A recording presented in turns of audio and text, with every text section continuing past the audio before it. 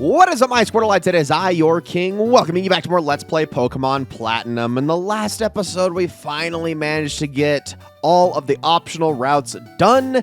Now that we finally have Surf on our side, and look, the entire team is together once again. It's been a long time coming. That last episode, I apologize if it was extra long. I actually have no idea how long it's going to be now that I have finished it, but haven't yet edited it together. I hope it's not too bad, but I wanted to just cram that entire experience into one episode because, yeah, I really didn't want to waste any more of your guys' time tackling all of this extra optional side stuff. So we're going to be heading out onto the water today. I didn't actually go and grab any max repels between episodes, which is probably something I should have done, but we don't have it too far to go. I think 7 max repels will get us there, no problem. But now that we have Surf, we can finally head on over this way to the west of Canalave City and onward towards wherever the next route is. So there's a whole bunch of trainers over here that we're going to be doing battle against. And we're just going to keep gathering experience and whatnot. We're back to actually fighting trainers. I kind of just forewent that in the last episode because I really wanted to get through that area as quickly as I could. But I'm not going to leave any more experience on the table from here on out. I felt like it was just a little bit too much overkill having all of these extra areas that we can head to that were just, yeah, they were just absolutely raining experience on top of me. And yes, I'm fully aware that this Mantike is a partial flying type. That's fine.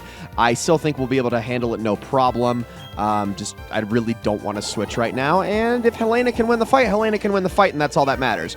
We're only a handful of episodes away from finally being able to evolve her, which is really nice. I know this has been a long time coming. It was an investment, but it's going to be a worthy investment. I promise you that. I am extremely excited for this, because I've been wanting to use this Pokemon for so unbelievably long, and I just have never had a chance to in any of my Let's Plays. So this is going to be the first time that finally frigging happens. Machoke! Okay, well, you are definitely going to face the wrath of my Bronzong. Actually, that makes the most sense, doesn't it? I would say so. But yeah, I'm so excited for us to get to that point. We still have a little bit of ways to go, though. We're not quite there just yet. We have to get through the next city, the next gym, and all of that before we're actually at that point. But we're getting close, and that's what matters, I think. Almost there. We're going to get some pretty nice upgrades along the way anyway. Also, man, that actually really hurts at this stage in the game because, I mean, just being able to consistently chunk out 34 damage is always going to be really, really nice. Even if you're not looking to one-shot, it's still probably the most deadly thing that a lot of trainers can throw at me at this stage of the game. Okay, you look like you're either going to be throwing electric types at me or flying types at me. Neither of which I really want to throw Helena out against. But see, that's a gamble. That's a 50-50.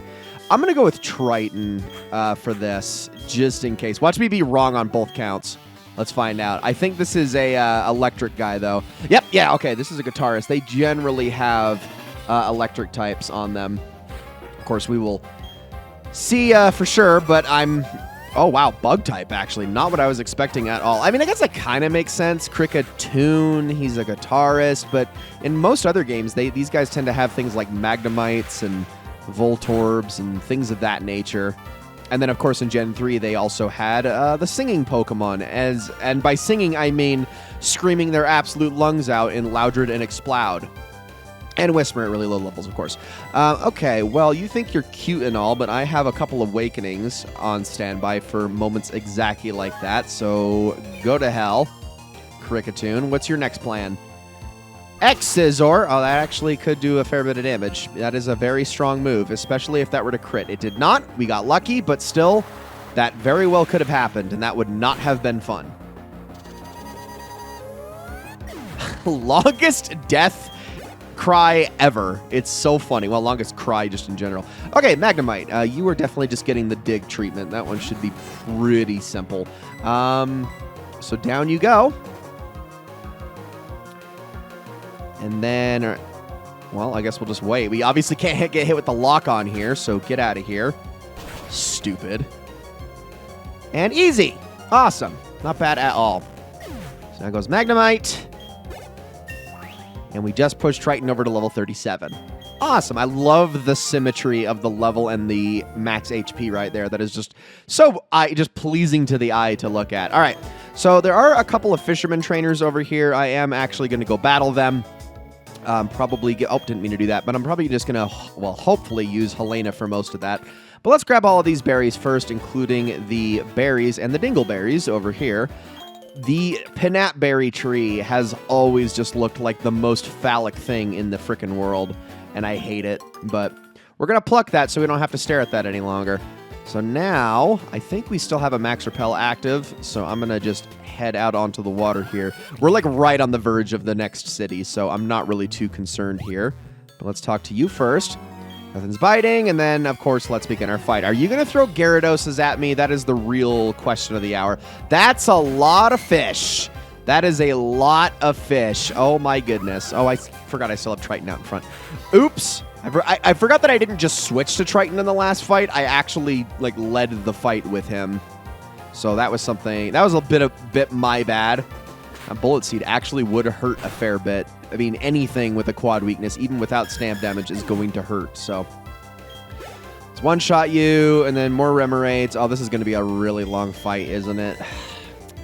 You know what? I'll just cut to the end of this one, because as much as I want to do it, I'm not really going to show all 5 of these. I mean, this is almost as bad as having to fight a bunch of Magikarp. It's just obviously not quite as much of a waste of my time, because at least I'm still getting some decent experience out of this. Okay, so a couple things. I absolutely called that there was going to be a Gyarados, and certainly there was right at the very end. Of course, Era suffered a crit, which nearly knocked her out in one shot. I should also mention that I got Helena up to level 37, and in doing so, she actually learned Toxic, which I did replace Toxic Spikes with. So there is that. That's pretty darn cool. But we still have one more trainer to go through here. Hopefully this one isn't nearly as bad, but I do want the item that's just south of him. I'm also, like, actually curious as to what, like, items can be found over here on this opposite side of the water. Very good question. Also, Triton is in front again. I am going to let you take the Intimidate, and then I am going to swap on over to Geist for this one. Because there's no chance that he doesn't one-shot this Gyarados. Plus, that's going to push it to level 38, which will be nice. Oh, here comes a raw 40 damage. Okay, all the way down to 58, and we're just going to use a good old Thunderbolt here. I'm not going to be cute with this at all. And down you go. There's no way that thing is going to survive. I am just that confident. But he's probably going to have 2 Gyarados, huh? That would be my guess here. Let's see, and... Oh, well, there's Geist level 38. Not bad. Okay, and called it. Knew it. I knew it was going to happen. Okay, well, luckily this is the last trainer in this area, and then we can finally head to the next city. Don't you be intimidating now. That's not going to do you any good. Here comes another Thunderbolt. Get out of here. It's a good thing Gyarados isn't, like, ridiculously fast. I mean, it's got decent speed, but it's not... Well, I think it has decent speed. I actually could be wrong about that one. Now that I think about it, I don't actually know if it has great speed or not. I probably should look into that before I say that with confidence. Okay, it's good. It's decent speed. 81 speed stat. I mean, it's not great, but it's definitely not bad either. Certainly faster than most Pokemon that do not specialize in the speed stat area, so that's good. And there's a Hyper Potion. Now, really quickly, I am going to check over here. Very briefly. Because, okay, so yeah, it's just 2 spots that you can surf away from, which is interesting. That's how that all connects. I guess that is the way I should have technically gone instead of from the pier, but oh well, I'm not going to really beat myself up about it too much. Okay, let's go. On to the next area. Oh, actually, I should mention, I almost forgot this. There is actually one new Pokemon that can be found in this area, and that is Mr. Mime. Mr. Mime is a relatively decent Pokemon with very good special attack and special defense, but all the rest of its other stats suck. The biggest problem with Mr. Mime is that it has an abysmally low HP stat at just 40, which makes that thing very susceptible to pretty much anything thrown at it, especially physical attacks. Dark types and ghost types just absolutely wreck this thing.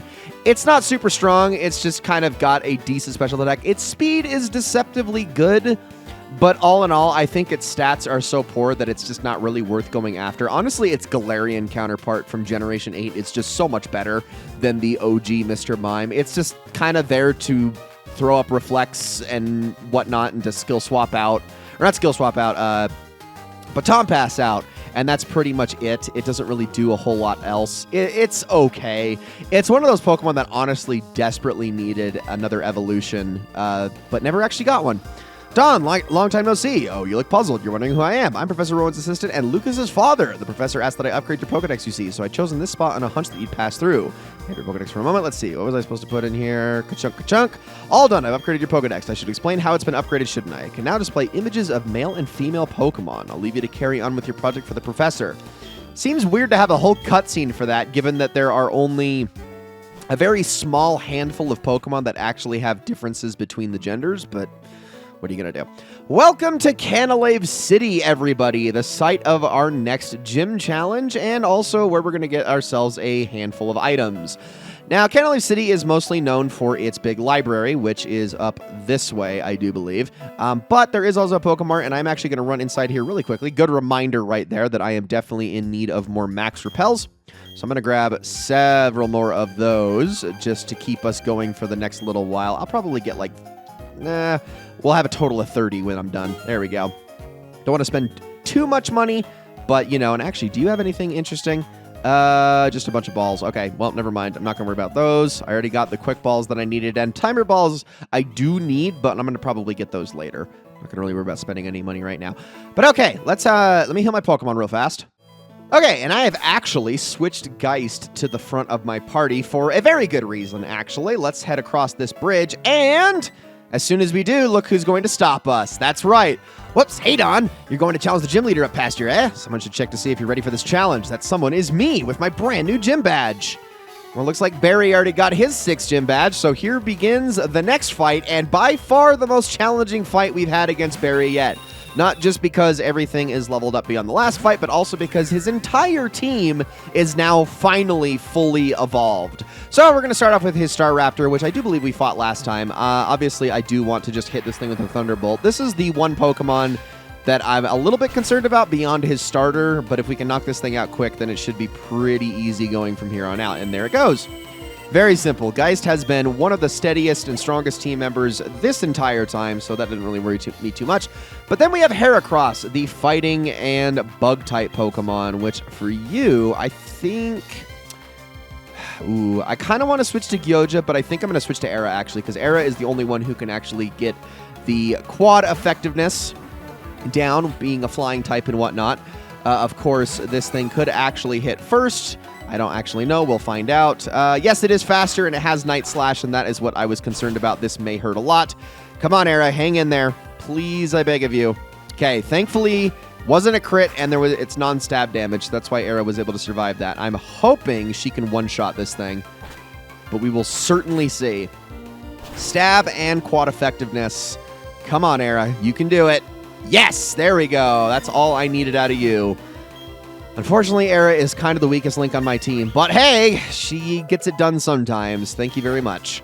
Okay, next up is, oh wow, his strongest Pokemon right off the bat. Well, I say right off, the third Pokemon. It's Empoleon, which now has its Steel typing, so it is actually susceptible to Ground-type moves. It's got Bubble Beam, Aerial Ace, Metal Claw, and Fury Attack.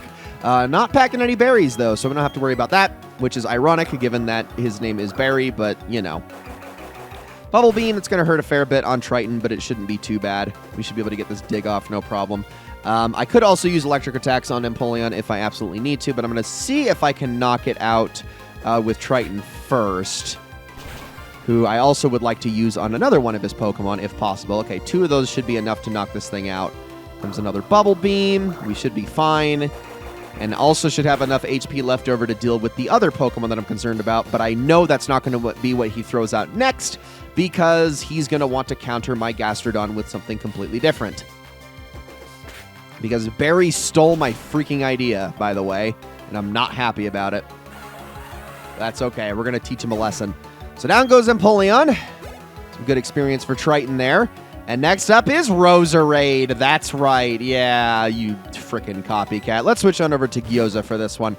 So yeah, Roserade, we obviously are trying to get one ourselves as a grass and poison type. Very, very strong. This thing has Giga Drain, Leech Seed, Grass Whistle, and Toxic Spikes.